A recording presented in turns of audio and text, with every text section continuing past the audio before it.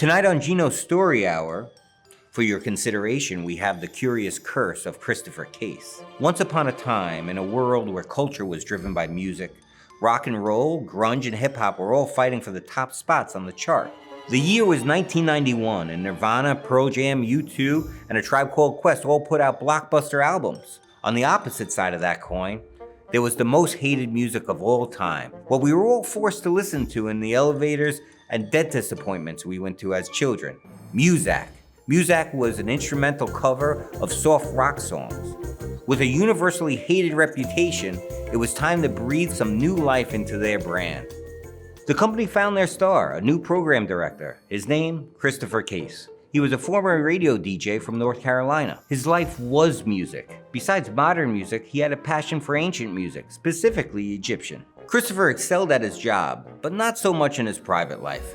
He was 35 years old, he was intelligent, he was confident, he was a health nut, he worked out daily, but he was a recluse when he was not in the office of the gym. Although he was considered a catch, he wasn't much of a ladies' man. He'd rather be at home listening to music than out partying.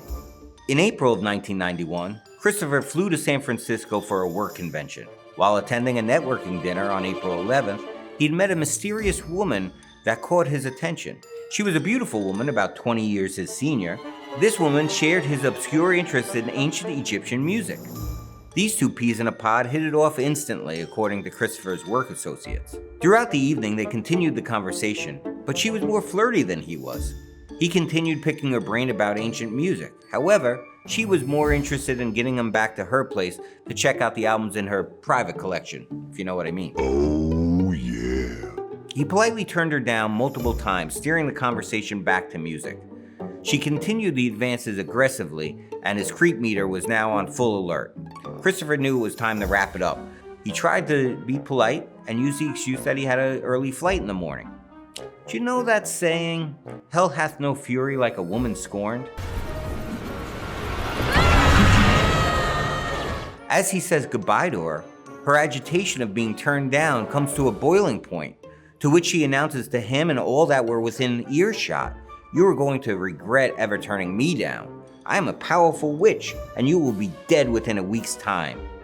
Vexed by this hex, he quickly dips out the back way, avoiding making a further scene in front of his smirking colleagues. After flying back to Seattle, he calls his friend Sammy Soda from back east. Sammy was his best buddy and confidant. She laughs about the odd encounter, joking with him that his dating life was always cursed anyway. Christopher wasn't one to believe in the paranormal or the occult. However, that would all change within hours. On the night of April 13th, 2 days after he dismisses the witch's flirting and cursing, something odd starts happening when he lays down to go to sleep. Christopher hears from his kitchen a whisper. As he lays there trying to comprehend what he's hearing, he realizes it's getting slightly louder. Now he's wondering, has someone broken into his apartment? He has no pets. He can't typically hear his neighbor, so he leaps out of bed to investigate. With adrenaline pumping through him, he runs to the kitchen. Silence. He can't find the source. Then, more whispers.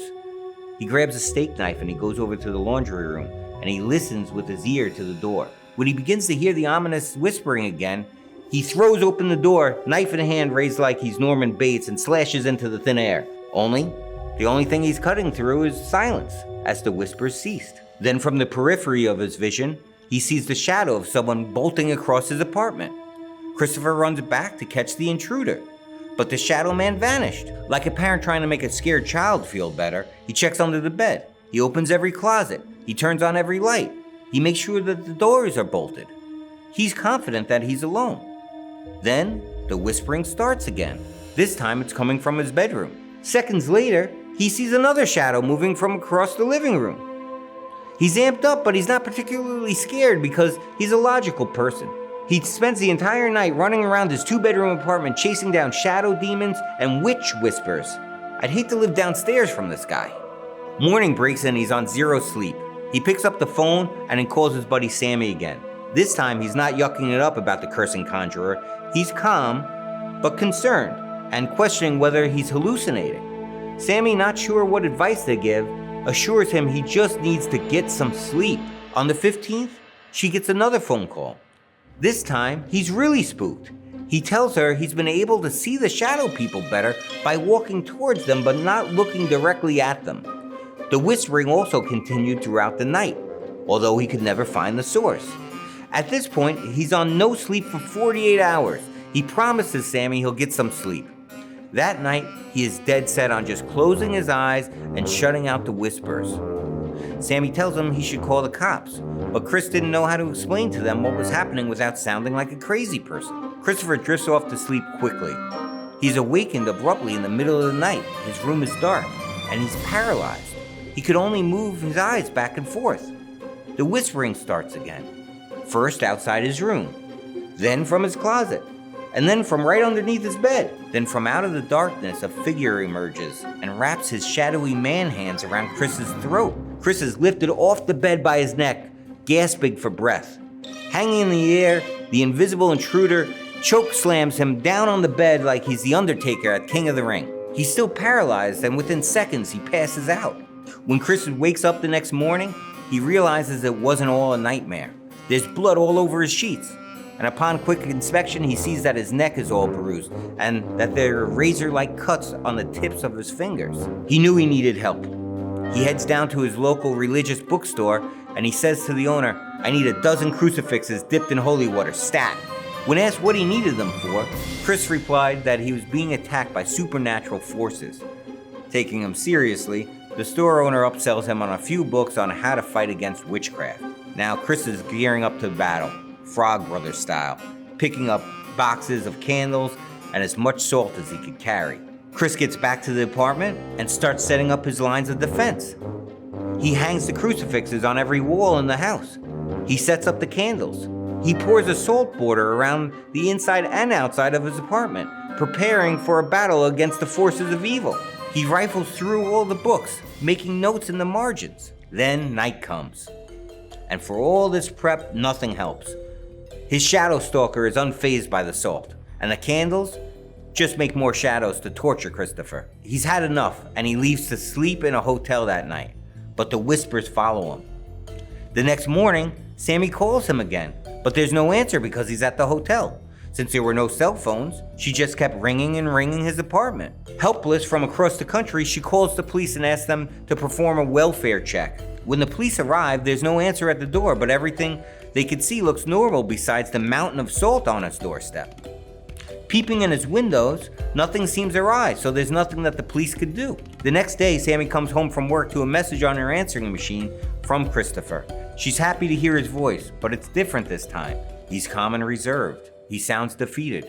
He tells her that he's under attack, and tonight he feels like Mr. Shadow is coming to kill him, and there's nothing that he could do about it. Again, Chris doesn't answer any of her calls after that. The next day, April 18th, Chris failed to show up for work.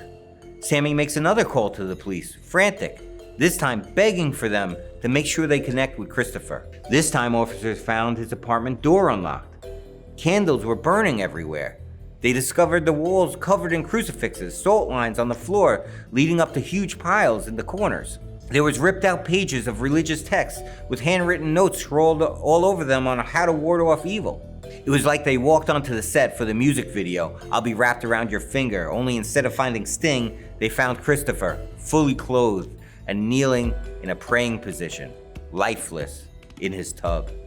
Despite days of supernatural attacks, the medical examiner ruled that Chris had died of natural causes. Officially, the cause of death was ruled myocarditis, an inflammation of the heart. The coroner's report speculated that this could have been brought on by his own fear coupled with his workout supplements. Sammy and Christopher's other friends knew better. Something sinister had clearly terrified him to death in that apartment after the curse, though no one could explain exactly what happened. Since there were no signs of foul play or forced entry, the investigation was quickly concluded. This would not be a murder case, and was closed without further investigation into the week leading to his demise and the mysterious woman who predicted his death.